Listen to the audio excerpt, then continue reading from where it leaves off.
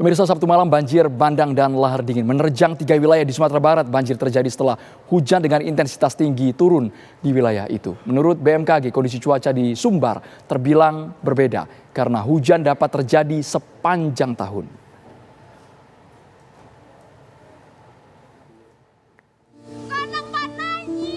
Sabtu malam banjir bandang lahar dingin melanda wilayah Sumatera Barat. Warga di Kabupaten Agam merekam detik-detik terjangan air bah yang berasal dari lahar dingin Gunung Marapi menerjang rumah warga. Banjir lahar dingin ini terjadi setelah tingginya intensitas hujan di kawasan Gunung Marapi. Air bah yang serta-merta datang membuat panik warga. Mereka pun berusaha menyelamatkan diri.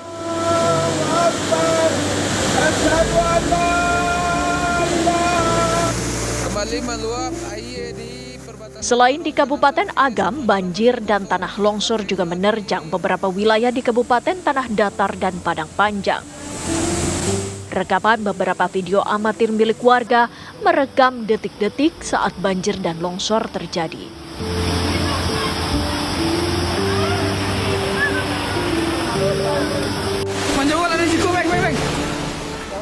Akibat banjir lahar dingin ini, 41 orang meninggal dunia.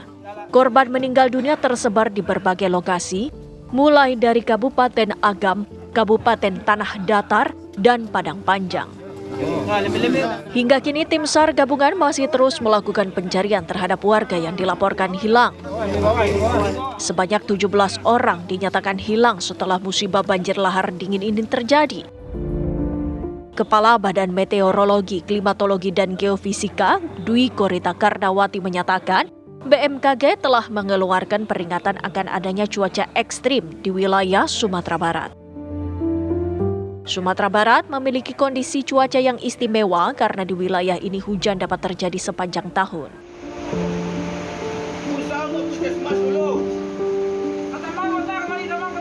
Tanggal 8 Mei, kami keluarkan peringatan dini lagi untuk tanggal 9 sampai 11 Mei karena terjadi eskalasi potensi peningkatan curah hujan di beberapa kecamatan dan kabupaten di Sumatera Barat, termasuk diantaranya di Kabupaten Agam, Tanah Datar, dan Padang Panjang.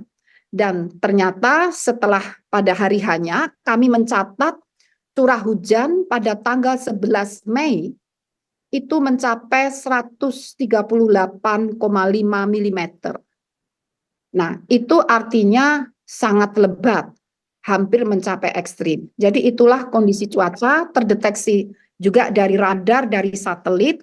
Makanya peringatan dini sejak tanggal 6 kami ulang-ulang terus. Kami ulang-ulang disampaikan ke pihak-pihak yang berwenang untuk menindaklanjuti, melakukan langkah-langkah antisipasi. Sumatera Barat ini sangat istimewa bagi kami, BMKG. Pertama, kondisi geografisnya yang berada di sisi barat perbukitan Barisan dan langsung menghadap ke Samudra Hindia.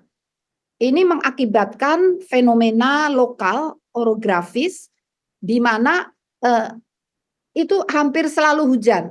Jadi sulit dibedakan. Jadi pola hujan rata-rata bulanan ataupun tahunannya itu sama saja.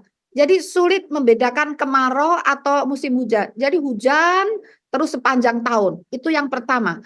Dan yang kedua, perbukitan Barisan dan di Samudra Hindia ini merupakan zona-zona patahan aktif. Jadi kami memandang Sumatera Barat itu sangat istimewa.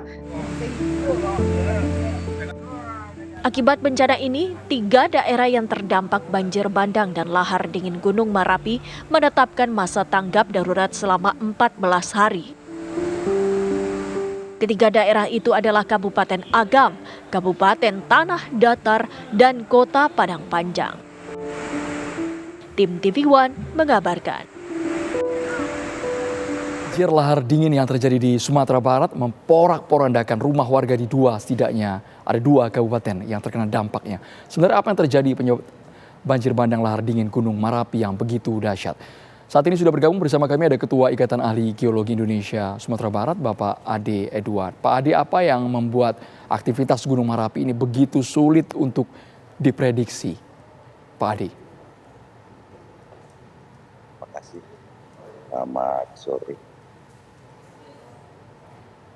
Sebetulnya ancaman Merapi ini sejak Desember 2023 sudah disampaikan ketika statusnya meningkat menjadi siaga. Ada ancaman erupsi Merapi itu sendiri berupa debu dan letusan, material pijar panas. Kemudian material ini kan bertumpuk di bagian puncak, ya. Dan ini selanjutnya sudah diperkirakan akan menjadi sumber dari banjir lahar dingin apabila terjadi hujan lebat di kawasan Merapi. Oleh sebab itu, Pusat Vulkanologi dan Mitigasi Bencana Geologi, Badan Geologi Kementerian SDM, ketika menjelang akhir Desember 2023 itu mempersiapkan secara cepat perakiraan aliran lahar untuk Merapi ini. Ya, permodelannya sangat baik, ya. Ada 23 jalur potensi aliran lahar di seputar Merapi. Bahaya aliran lahar. Ya, ini juga beberapa penggiat di Sumatera Barat, peta yang dibuat oleh Pusat Vulkanologi dari Badan Geologi itu menjadi dalam versi Google Map, maksudnya supaya lebih mudah dipahami oleh masyarakat, lebih mudah disosialisasikan. Pak Ade Edward, apakah bencana yang dahsyat seperti ini khususnya di Gunung Merapi, Sumatera Barat akan ada, Pak, potensi susulan? Ini sebenarnya yang kita hindari sama sekali. Tapi kalau untuk mitigasi bencananya minimal bisa membaca hal ke sana, Pak Ade Edward. Ya, kalau potensi lahar dingin itu, ya, yang ancaman bahaya lahar dingin itu akan berulang kejadiannya itu di tempat yang sama dan cenderung akan menjadi lebih besar. Yang pertama kecil, yang kedua lebih besar, dan bisa lebih besar lagi. Karena apa? Kejadian lahar dingin pertama itu sudah mulai menurunkan material dari puncak Merapi itu sendiri. Ya, dari puncak kena banjir lahar pertama dia mulai turun. Banjir lahar kedua itu bisa lebih besar lagi, dan itu memang terbukti. Banjir lahar pertama itu dampaknya ada, korban jiwa tidak ada, dampak fisik. Ya, nah ini harusnya menjadi penanda bahwa akan ada susulannya kalau hujan lebat lagi. Ya, tentu di tempat-tempat yang sudah terkena itu lagi, itu udah sifat bencana alam, kan akan berulang di tempat yang sama. Baik. Dan inilah yang terjadi di yang banjir lahar yang kedua, itu menimbulkan korban 55 jiwa. Ya. Kemudian harta benda, persawahan itu sangat luas di 3 kawasan itu. Baik, ada Pak Ade Agam, Edward. Tanah Datar, dan Padang Panjang. Terima kasih ahli geologi Pak Ade Edward sudah bergabung di Kabar Petang.